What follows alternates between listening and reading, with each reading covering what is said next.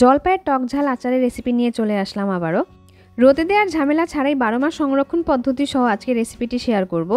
শুরু করার আগে অবশ্যই আমার চ্যানেলটি সাবস্ক্রাইব করে পাশের বেল বাটনটি অন করতে ভুলবেন না, যাতে আমি কোনো রেসিপি শেয়ার করার সাথে সাথে আপনার কাছে নোটিফিকেশনটা চলে যায়। জলপাইয়ের আচারের জন্য প্রথমে জলপাই নিয়ে নিলাম 1 কেজি। জলপাইগুলো কিন্তু একদম কাঁচা সবুজ শক্ত জলপাই, সাথে হচ্ছে সরিষা আর 5 ফোড়নও নিয়ে নিলাম। প্রথমে জলপাইগুলো ভালোভাবে ধুয়ে নিব পরিষ্কার পানিতে। এই ধোয়ার সময় জলপাইয়ের যে বোটাগুলো আছে সবগুলো ছাড়িয়ে নিয়ে তারপরে জলপাইগুলো খুবই ভালোভাবে ধুয়ে নিব। জলপাইয়ের গায়ের ময়লাগুলো ভালো মতন পরিষ্কার করে তারপরে শুকনো একটা বাটিতে তুলে নিচ্ছি। এখন হচ্ছে জলপাইগুলোকে কেটে নেওয়ার পালা। আমি একটা ছুরির সাহায্যে এইভাবে কেটে নিচ্ছি। আপনারা চাইলে এই কাজটা বটি দিয়েও করতে পারেন। জলপাইটা এমনভাবে কাটতে হবে যাতে ছুরিটা জলপাইয়ের ভিতরে যে শক্ত বীজটা আছে সেই পর্যন্ত পৌঁছায়, এতে করে জলপাইয়ের ভিতরে মশলাগুলো ভালোভাবে ঢুকবে। একইভাবে বাকি জলপাইগুলো কেটে নিলাম। আচারের জন্য সরিষা বাটাটা রেডি করে নিব। সরিষা নিয়ে নিয়েছি এখানে 1 কাপ পরিমাণ। 5 ফোড়ন দিয়ে দিব এই সরিষার ভিতরে 2 চা চামচ পরিমাণ। এই সরিষা আর 5 ফোড়ন ভালোভাবে ধুয়ে আধা ঘন্টার জন্য ভিজিয়ে রাখবো। সরিষা আর 5 ফোড়নের দানা যেহেতু অনেক ছোট ছোট হয়, তাই এগুলো ধোয়ার জন্য সুতি পাতলা কাপড় অথবা পানি ছাকার যে ছাঁকনিগুলো থাকে সেটা ব্যবহার করা ভালো। বাজার থেকে কেনা সরিষার ভিতর কিন্তু বালু থাকে, তাই এটা ভালোভাবে পরিষ্কার করাটা জরুরি, তা না হলে আচারটা বালু বালু লাগবে। তাই অবশ্যই ভালোভাবে পরিষ্কার করে তারপর আধা ঘন্টার জন্য ভিজিয়ে রাখবেন। বাকি 5 ফোড়নগুলো ভেজে তারপরে গুঁড়া করে নিব। এখন হচ্ছে কাটা জলপাইগুলো মশলা দিয়ে মাখিয়ে নেওয়ার পালা। এর জন্য মশলা লাগছে হলুদের গুঁড়া, 5 ফোড়ন আর সরিষা বাটা যেটা আমি আধা ঘন্টার জন্য ভিজিয়ে রেখেছিলাম। এরপরে লাগছে ধনিয়ার গুঁড়া, 5 ফোড়নের গুঁড়া, লবণ আর হচ্ছে লাল মরিচের গুঁড়া ও রসুন বাটা। প্রথমে মশলাগুলো সবগুলো একসাথে মাখিয়ে নিব। প্রথমে একটা বড় বোলে সরিষা বাটাটা নিয়ে নিচ্ছি। 1 কাপ পরিমাণ সরিষা আর 5 ফোড়ন 2 চা চামচ পানিতে আধা ঘন্টা ভিজিয়ে রেখে বাটার পরে এটা এতখানি হয়েছে। আমি হচ্ছে ব্লেন্ডারে এটা ব্লেন্ড করেছিলাম। হলুদ দিয়ে দিলাম 1 চা চামচ পরিমাণ। হলুদের কারণে আচার কালারটা সুন্দর হবে, কিন্তু আচারে কোনো হলুদের গন্ধ থাকবে না, কারণ পরিমাণে কম দিয়েছি। মরিচের গুঁড়া দিয়ে দিলাম 1.5 টেবিল চামচ পরিমাণ। ধনিয়ার গুঁড়া দিয়ে দিচ্ছি 2 টেবিল চামচ পরিমাণ। আর দিয়ে দিলাম রসুন বাটা, এটাও 2 টেবিল চামচ পরিমাণ। সবশেষে দিয়ে দিচ্ছি লবণ 2 টেবিল চামচ পরিমাণ। টক আচারে কিন্তু লবণের পরিমাণটা বেশি লাগে, তাই সব কিছু মাখানোর পরে আমি টেস্ট করে দেখব, যদি মনে হয় লবণটা আরও লাগবে তাহলে আমি আরও অ্যাড করব। জলপাইটা অ্যাড করার আগে মশলাগুলো ভালোভাবে মাখিয়ে নিচ্ছি, এতে করে জলপাইয়ের ভিতরে মশলাগুলো ভালোভাবে ফ্লেভারটা ঢুকতে পারবে। চিনি দিয়ে দিচ্ছি 2 চা চামচ পরিমাণ। চিনিটা দেওয়ার ফলে আচারটা অনেক দিন ভালো থাকবে। ভিনেগারের আর প্রয়োজন নেই। টক আচারের ভিনেগারটা দিলে অনেক সময় একটা তেতো ভাব হয়ে যায়, তাই ভিনেগারের পরিবর্তে আমি চিনিটা অ্যাড করলাম।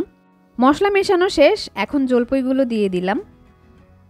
এই পর্যায়ে জলপাইয়ের সাথে মশলাগুলো মেশানোর সময় চেষ্টা করবেন হাত দিয়ে হোক বা চামচ দিয়ে হোক মশলাগুলো যাতে ভালোভাবে জলপাইয়ের গায়ে লাগে। একটু সময় নিয়ে সুন্দর করে জলপাইয়ের গায়ে মশলাগুলো লাগাবো, যাতে মশলার যে ফ্লেভারগুলো সেটা মাখানোর সময় জলপাইয়ের ভেতরে ঢুকতে থাকে। মাখানো হয়ে গেছে, এখন একটা ট্রেতে ঢেলে নিচ্ছি।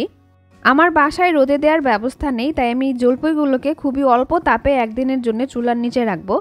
এতে করে মশলা আর জলপাইয়ের যে ময়েশ্চারটা থাকে সেটা শুকিয়ে যাবে, আর জলপাইয়ের ভিতরে মশলাটাও ঢুকবে। জলপাইটা শুকিয়ে নেওয়া হয়ে গেছে, এখন হচ্ছে তেলে দেওয়ার পালা। এখানে সরিষার তেল নিয়ে নিলাম 1/2 লিটারের একটু বেশি। গরম করার পরে এইভাবে হাত দেয়া যাবে, এই পরিমাণ গরম থাকার সময় জলপাইটা দিয়ে দিব। এই হচ্ছে জলপাইটা। আমি একদিনের বদলে 2 দিন ধরে এটাকে শুকিয়ে নিয়েছি। শুকানোর পরেও কিন্তু জলপাই সেদ্ধ হয়নি, কাঁচা কাঁচাই রয়ে গেছে, কিন্তু মশলাটা শুকিয়ে গেছে। ঠিক এই রকম থাকতে আমি জলপাইগুলোকে এখন তেলে দিয়ে দিচ্ছি। তেলটা কিন্তু অবশ্যই একদম কুমকুমা গরম হতে হবে, যাতে বেশি গরম না হয়, তাহলে জলপাই সেদ্ধ হয়ে যাবে।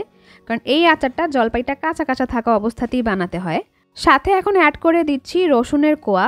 রসুন আছে এখানে 1/2 কাপ পরিমাণ। আমি রসুনের খোসাগুলো ছাড়িয়ে রসুনটা ধুয়ে তারপরে ভালোভাবে শুকিয়ে নিয়েছি। শুকনা মরিচ দিয়ে দিচ্ছি 9-10টার মতন। 5 ফোড়ন দিয়ে দিচ্ছি, যেটা আমি শুরুতেই ভেজে গুঁড়া করে রেখেছিলাম। 5 ফোড়ন দিয়ে দিচ্ছি 2 টেবিল চামচের মতন।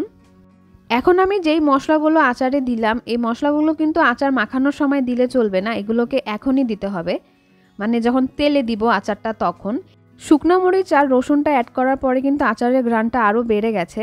অনেকে ভাবতে পারেন যে রসুনটা কাঁচা হওয়ার কারণে পচে যেতে পারে, কিন্তু এমনটা হবে না। আচারের তেলটা কুমকুমা গরম রেখে তারপরে সব কিছু অ্যাড করার কারণে এই জিনিসগুলো কিন্তু ভালো থাকবে। এখন আচারটা একটা বয়মে তুলে নিব। কাঁচের একটা বোতল নিয়ে নিয়েছি, এটাকে ভালোভাবে ধুয়ে তারপরে শুকনা কাপড় দিয়ে পরিষ্কার করে নিয়েছি। এটা কিন্তু অবশ্যই মাথায় রাখবেন যে আচার যেই পাত্রে রাখবেন সেই পাত্রে যাতে কোনো প্রকার পানি না থাকে, তাহলে আচার নষ্ট হয়ে যাবে। আচারটা মোটামুটি কুমকুমা গরম থাকা অবস্থাতেই আমি বোতলে ভরে নিচ্ছি। আর এই আচারে কিন্তু যথেষ্ট পরিমাণ তেল থাকতে হবে, তা নাহলে আচারটা নষ্ট হয়ে যাবে। মানে আচারগুলো একদম তেলে ডোবা থাকতে হবে, এর ফলে রসুন, শুকনা মরিচ বা জলপ এগুলো কিছুই নষ্ট হবে না হালকা কাঁচা থাকা অবস্থাতেও। আর যেহেতু চিনি অ্যাড করেছি তাই আচারটা নষ্ট হওয়ার সম্ভাবনাও কম। বোতলে নেওয়ার পরে এই যে এরকম একদম তেলে ডোবা থাকবে আচারটা। এই আচার কিন্তু চানাচুর মাখা, মুড়ি মাখা বা খিচুড়ি যে কোনো কিছুর সাথে অসাধারণ লাগে খেতে। ও আলু ভর্তার সাথেও কিন্তু এই আচারের তেলটা অ্যাড করবেন, আলু ভর্তার স্বাদ দ্বিগুণ হয়ে যায়। আমার তো খুবই পছন্দ এই তেল দিয়ে আলুর ভর্তা। বয়মে নেয়ার পরে আচারটা যদি ভালোভাবে রোদে দেওয়া যেত তাহলে খুবই ভালো হতো, কিন্তু আমার মতন অনেকের বাসায় হয়তো রোদে দেওয়ার ব্যবস্থা নেই। তারা আচারগুলো ফ্রিজে রাখবেন। আর আচারের তেলটা ব্যবহার করার পর যখন আচারের তেল কমে যাবে তখন আবার আলাদা করে তেল গরম করে তারপরে আবার আচারে অ্যাড করবেন। এতে আচারটা অনেক দিন সংরক্ষণ করে রাখা যাবে আর আচারের যে ফ্লেভারটা এটাও ঠিক থাকবে। তো এই ছিল আমার জলপাই আচারের খুবই সহজ একটা রেসিপি। আমার রেসিপিটা কেমন লাগলো কমেন্ট করে জানাবেন, শেয়ার করবেন আমার ভিডিওগুলো, আর অবশ্যই আমার চ্যানেলটা সাবস্ক্রাইব করে আমার পাশে থাকবেন। আমার ভিডিওটা এই পর্যন্ত দেখার জন্য সবাইকে অসংখ্য ধন্যবাদ।